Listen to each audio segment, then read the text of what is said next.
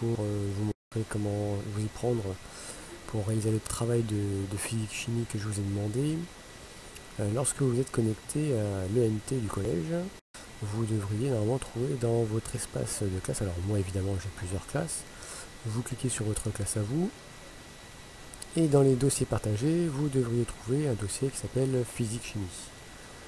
Vous allez dedans, et vous allez trouver ici le fichier que je vais préparer pour que vous puissiez utiliser pour simuler des tests de physique-chimie.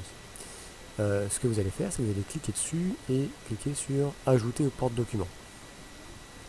Là, vous allez choisir où vous voulez l'enregistrer. Donc, par défaut, vous avez juste à cliquer sur dossier personnel par exemple. Moi, j'ai déjà des dossiers qui sont créés. Je vais déjà enregistrer dans mon porte-document. Donc, je vais faire annuler, mais vous, évidemment, vous devez faire copier. Évitez de le télécharger sur votre ordinateur parce que entre les différentes versions d'Excel, il y a des incompatibilités, ce qui fait que le fichier pourrait ne pas fonctionner. Donc moi j'annule. Si vous l'avez copié, vous devez le retrouver normalement dans quelque chose qui s'appelle quelque chose comme service personnel. Alors peut-être que ça ne porte pas exactement le même nom pour vous, puisque ça c'est la version prof, mais ça doit être assez semblable. Moi dans service personnel, j'ai porte-document. Donc c'est là que j'ai enregistré mon document. J'y vais, et donc ici je trouve mon fichier test d'adhésion. Je le sélectionne et je l'édite dans Microsoft Office Online. Et je me retrouve face à cette première page. Donc je vous demande si dessous vous allez réaliser des tests chimiques virtuels bien évidemment pour détecter la présence de certains ions. Pour chaque tube, sélectionnez les différentes substances à ajouter dans la colonne grise pour voir le résultat. Donc on a ici le premier test, identification des ions fer2. On vous dit en dessous, pour détecter les ions fer2, il faut ajouter de la soude.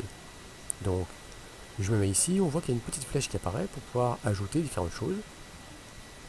Je vais voir ce que ça fait lorsqu'on met de la soude dans des ions fer2. Donc, je prends n'importe quelle substance contenant des ions fer2, là il n'y en a qu'une seule, le sulfate de fer2, et on me dit que pour le détecter, il faut que je rajoute de la soude.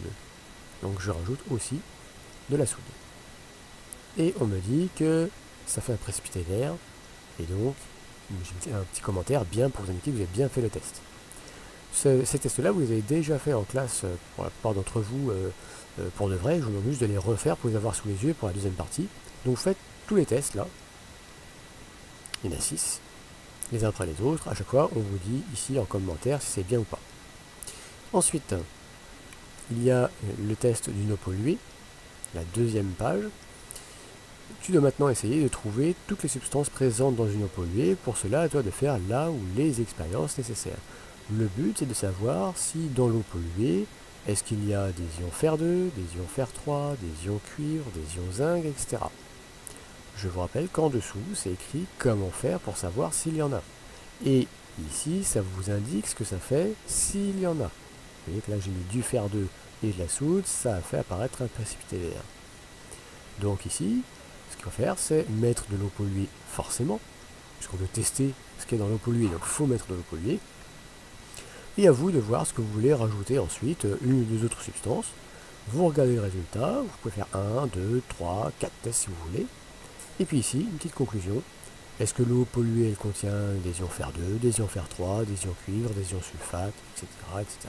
Vous faites une petite conclusion.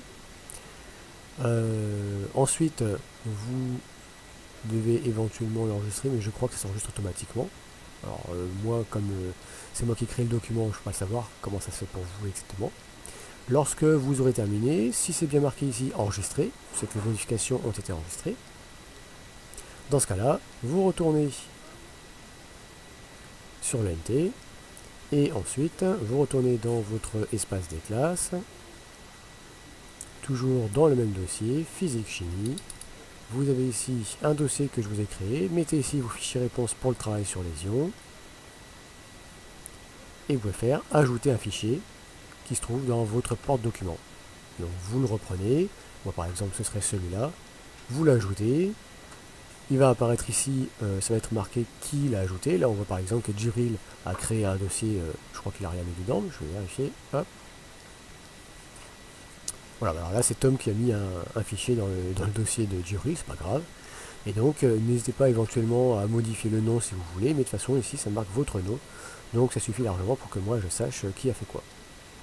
Voilà, j'espère que ça a été suffisamment clair. Si ça ne l'était pas, n'hésitez pas à m'envoyer un petit message, comme d'autres l'ont fait auparavant. Bon courage!